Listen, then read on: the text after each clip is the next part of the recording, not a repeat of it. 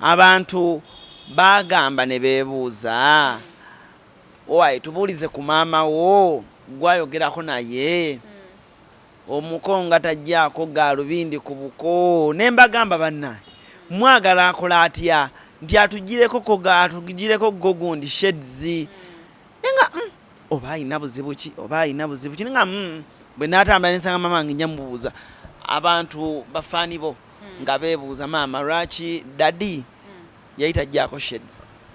Naye nze cruise ndowooza nti buli muntu alina ekimu emirembe oba omwami wange okuteekako sheds kyekimu emirembe then siraba nsonga lwaki abantu baba mukaka okukola bo kye baagala alina kyayagala ate nze mukyala we ndyoke nakyo tagenda kukola kisanyusa nsi as long as me manye marriage is about two people, not even your mother, not even your father, not even your brothers or sisters should be a part of it. Marriage is about two people. Bwenkera nga kumachanga nyambala bwenti nga gwe bawange chik olyoke nakyo then tata wo taina buyinza buyingira mu kino ntwachi mukyala wayambala bwatyo because you as my husband you're okay with it.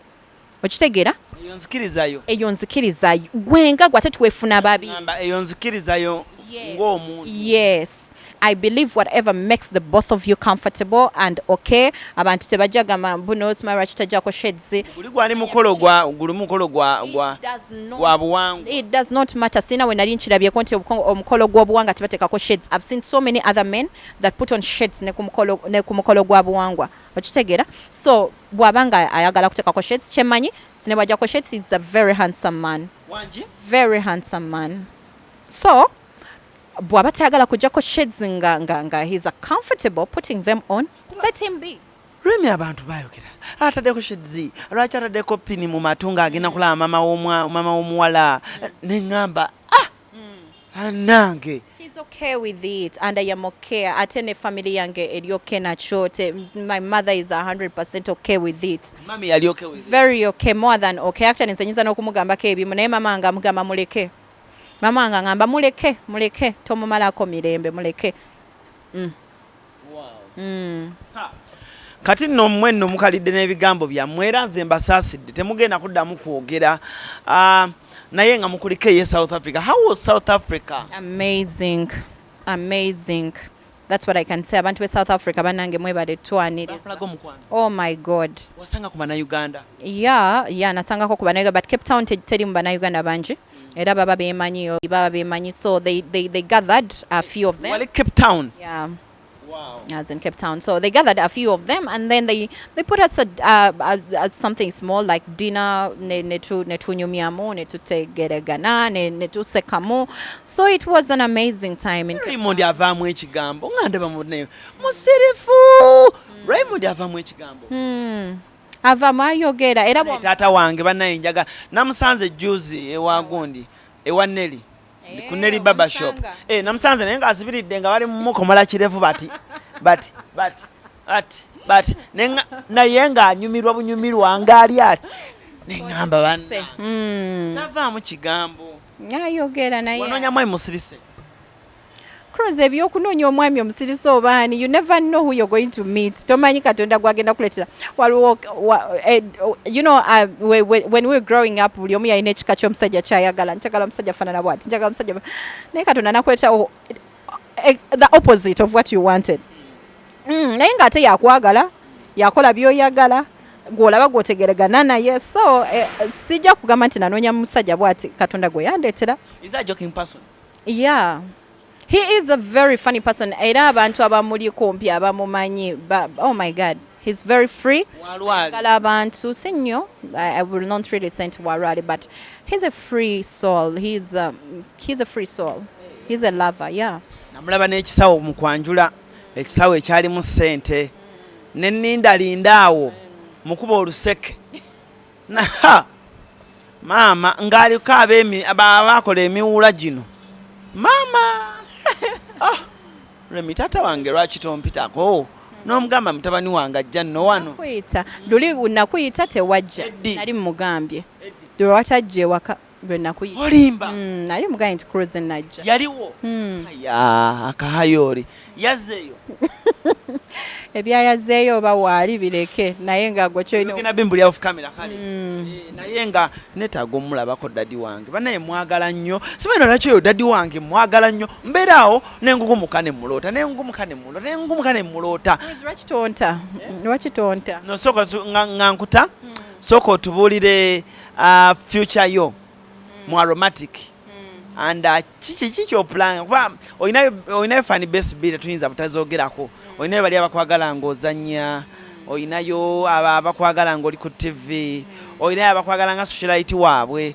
olina batikitoka buli kaseera baba bagamba kati saa zino bawuliriza interview lemye abeeko nekyayogera bakatingemu so sooka otubulire ku movies kikyemuzaako mu aromatic kyekiri eyo aromatic tulipanga bintu bingi naye okusookera ddala kansooke mpita abantu banaye next week nga Friday ne Saturday ne Sunday tugenda kuba ku Necan Resort omutwalo gumu Friday ne Saturday tugenda kubeera ku Theatre La Bonita okuyingira emitwalo 2.5 VIP banaye tubegayiridde mujje please mujje mu bungi nnyo tetujja goba muntu mujje tugenda bazanyira omuzannyo omulungi best friend gwawedde yes yes twagumaliriza so mujje mugulabe ne ku stage it's actors mulimu anani best friend tuinamu Ahmed Lobowa tuinamu Hamis kuzanyira nga Ryan tuinamu Sugar tuinamu abasajja tetuinamu nnyo bangi those are actors then actresses of course mulimu Florence mulimu Nze mulimu Fifi the Queen mulimu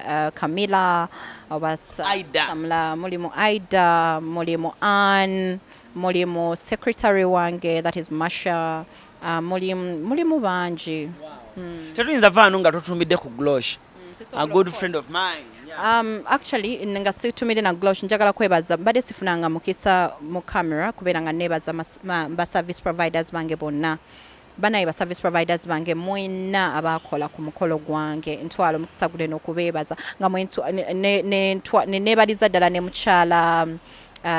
mukyala Dr. Kulothom omugole to be manya agenda kuba mugole nti munaye webale kujja ku mukolo gwange thank you so much era nkwagaliza naawe gijo gitambule bulungi nnyo kati nga nzize ku ba service providers okusookera ddala omukyala eyanyambaza Dim Bridals, thank you very much. You did an amazing job.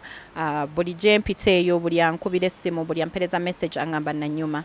It is all because of you. Singa tegali manyi gosanga sandi nyumye kufaanana bwentyo. So Dim Bridals asangibwa ku MM Plaza. Hasotuka ku level 1 F24 obeera otuuse ku dduuka lye. Mukwano gwange Jebu naye yakola bulungi? Yes. Ani yakola keeki yo? Bamuyita erinnya ligenze. Ate makeup? eyankola makeup omu ku pre-shoot yange eya dress yali Miss J then eyankola ku mukolo gwange gwonna yali Nahia Glam then Glosh Events nga ye yatimba ye yali made simanyi Glosh simanyi wenyinza kwebaza because when I start talking about you I can even cry. You've been a backbone in my relationship as in you've been there for me. Thank you so much. I can't thank you enough Glosh. You know what you mean to me and I do not take it for granted. Webali nnyo Glosh Designs and Events musomunonyako ku social zezo nako sa Glosh Designs and Events ye yatima mukolo gwange eno okukyala atimye emikolo mingi nnyo and she's very amazing. Aina customer care ennungi ayogera bulungi nnyo era ndowooza buli muntu eyamukubirako essimu kuba yeyo yali akwasaganya aba guests ndowooza buli omu yamuwulira ate nga sakwerabira Bwama Events banange planners they planning omukolo Bwama. Thank you very much. You planned my event so well. Ye yategeka yamanya nti ogenda kukozesa bano service provider bwati kino kigenda tambula bwekiti so oba oyagala okwebukako nti kyovala abantu basinga emikolo gyange tegimmenya nnyo sigibeeramu nnyo nze kasitamanya nti ngenda kwambala kino ngenda kwambala kyebisinga sigaba owadde b'okwasiza emirimu I trust them nemanya nti no kuba bw'obeera mu buli kimu omugole nga ggwe we stressinga ngowe n'oba oli otya eyankola ku nviiri of course balina mwogerako that is Rayan Hair asangibwawo ku next to Amen Plaza. That building is called watomanye shifting from California gye nali nakwata but ali awo in between naye aliko eyo street yemu but osomunonyako ku social ze naye bamuyita Rayan Hairs and then Ryan Ryan my DJ Arthur, Selector Arthur, banange, thank you so much. Ninga n'abagenyi mwena abajja banaye benayita namwene mujja, thank you. Banaye saa kwogera butayogera ku mambo, banaye mambo mwafumba emmere, abantu baali emmere, buli muntu ayogera ku mmere. Mambo yali aŋŋambye ŋŋende mukube n'oluseke naye simanyi gy'abeera. Banaye mambo restaurant baafumba emmere, buli muntu yagamba yali oluwombo ne bazireka nawo.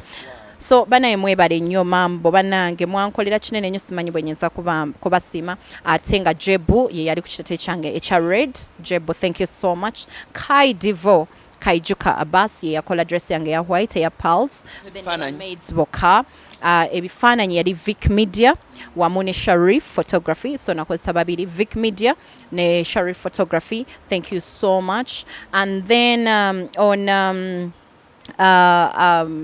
what is Gabi.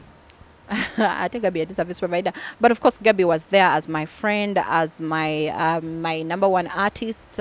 Karo Nantongo, Waiki Benda, the B2Cs, Mami Irene Matovo, Bana Menyani in the can. You guys, thank Mary you, Bata. Bana Mary Bata. You excited the crowd.